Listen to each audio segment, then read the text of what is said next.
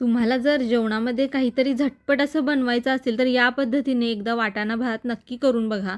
तर त्यासाठी इथं मी 2 वाटी बिर्याणीचा लांब दाण्याचा तांदूळ घेतलेला आहे. तांदूळ आता पाण्याने स्वच्छ धुवून घेऊ.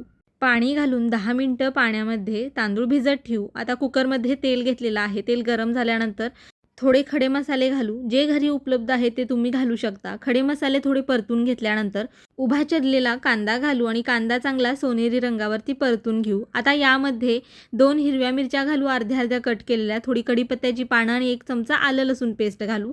आलं लसूण पेस्ट परतून घेतल्यानंतर 1 टोमॅटो घालू चिरलेला आणि टोमॅटोसुद्धा मऊसर असा परतून घेऊ.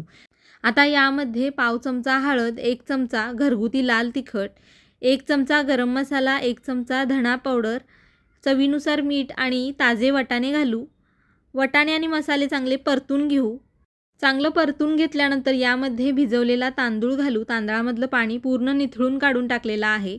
तांदूळ मसाल्यामध्ये चांगला परतून घेऊ किंवा हलक्या हाताने मिक्स करून घेऊ. आता यामध्ये पाणी घालू. तर 2 वाटी तांदळासाठी 4 वाटी मी गरम पाणी घातलेलं आहे. मिक्स करून घेऊ आणि गॅस मीडियम करून कुकरचं झाकण लावू आणि 2 शिट्ट्या कुकरच्या करून घेऊ. थोड्या वेळानंतर बघू शकता अगदी झटपट असा वाटाणा भात तयार झालेला आहे. बारीक चिरलेली कोथिंबीर घालून मिक्स करून घेऊ. जेवणामध्ये काहीतरी हलकं-फुलकं असं खायचं असेल तर या पद्धतीने हा वाटाणा भात नक्की करून बघा.